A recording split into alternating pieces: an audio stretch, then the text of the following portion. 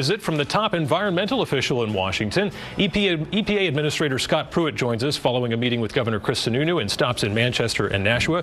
Administrator Pruitt, thanks for spending some time with us. Glad to be with you today. Answering some questions today. Yeah. So, for starters, take us through some of your discussions with the governor and the topics that bring you here to New Hampshire. Yeah, great meeting this morning with the governor. Very excited about what he's doing on lead. I know he recently led an effort on remediation of lead and drinking water particularly, and that's something that we are focused upon as an agency as well. In fact, we've declared a war on lead, that we seek to eradicate lead from our drinking water within the next 10 years. That's part of the infrastructure discussion that's ongoing in Washington, D.C., but very excited to talk to the governor about that and his leadership there.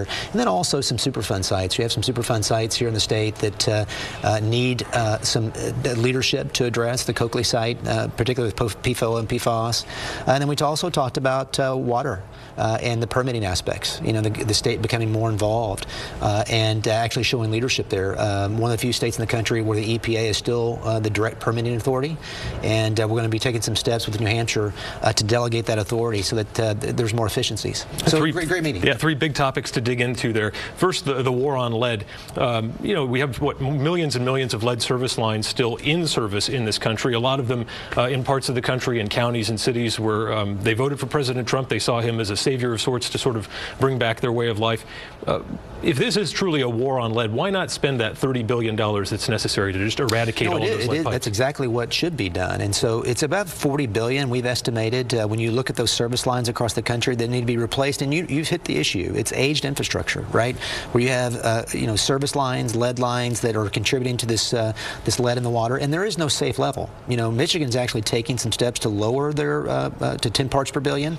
But from our perspective, eradicating lead from our drinking water is one of the best things we can do for our citizens' health across the country, particularly for children. It impacts mental acuity in a substantial way. The East Coast is predominantly impacted because of the aged infrastructure, but there's also rural communities across the country that just simply have not been able to build into their infrastructure to address these issues. So this infrastructure discussion that the president announced recently, $1.5 trillion of infrastructure, is something where a good portion of that is just, it's not just going to be roads and bridges, it's water infrastructure to address these issues. You mentioned the Coakley landfill Superfund site. That is a kind of a sticky wicket here in New Hampshire, and particularly in relationship to the EPA, because you have a pediatric cancer cluster nearby. You have concerns over drinking water contamination. No direct causal link between the two.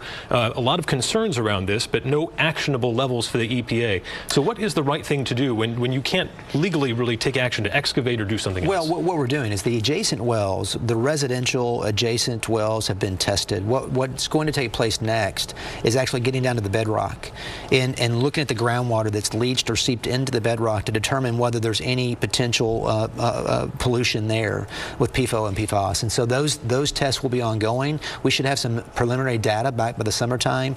I've conveyed to my Region 1 administrator and at headquarters that it's important that this is urgent to address, because the studies have been going on for 2 to 3 years. We started immediately about 3 years ago after learning the PFOA PFOS situation, and this will continue through the summertime frame, and we hope to have some initial feedback then. Is something like excavation on the table? It's unlined in the bottom. Things are still leaching out of there. Would the commitment be there to spend? I think everything's on the table with respect to these issues, but we first have to know what we're dealing with.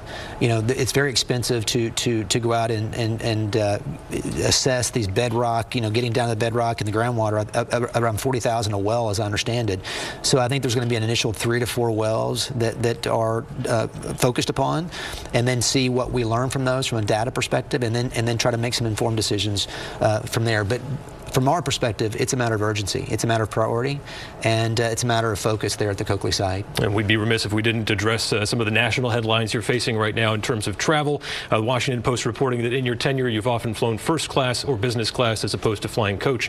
Why is it important to you to fly first class versus coach, as federal rules would have you do to save money? Well, it's not a matter of important or not. It's a matter of assessment by those that make those decisions. We actually have a security detail along with others that assess issues issues that arise in travel, and there have been instances, unfortunately, during my time as administrator, as I've flown and I've spent time of interaction that's not been the best. And so ingress and egress off the plane, the security aspect, those are decisions all made by our detail team, by the chief of staff, by the administration. I don't make any of those decisions. They place me on the plane where they think is best from a safety perspective, and that's how they've made those decisions. So you've encountered near confrontations in coach? Well, it's you know, I don't really want to get into the specs, but it's just been situations where you know, the Inspector General many months ago actually did an assessment about the threats that we have faced, unfortunately, are multiple of what previous administrators have faced. And so all those decisions are made. The level of protection is determined by the level of threat, and that includes the travel, where I stay, how I travel. All those issues are made by folks in the administrative side of the building. Mm-hmm. Your critics allege you're too close to industry, and as the AG of Oklahoma, you sued the EPA 14 times. But now that you're on the other side, so to speak, you're sitting in that administrator's chair, is there anything that has changed in your perspective or your thoughts about any certain environmental issue now that you have a year on the job on quote-unquote the other side? Well, those lawsuits, it's very interesting that people, you know, today sometimes bring those lawsuits were because the agency acted in ways that were inconsistent with their authority under the statute and displaced the state's role in regulating the environment. Whether it was the Waters of the United States rule or the Clean Power Plan, unprecedented, by the way, the CPP, the Clean Power Plan that came out in 2015, the U.S. Supreme Court issued a stay against that. The first time in unprecedented history for them to do that while the case was pending. That said a lot. That said that their concern about the implementation of that needed to be addressed in a very dramatic way. And so what we're trying to do is, as I lead the agency, is get back to the framework of the statutes, actually administer statutes consistent with the rule of law, focus on process, focus on cooperative federalism, work together to achieve good outcomes, and try to get away from this reimagining of authority that creates uncertainty in the marketplace.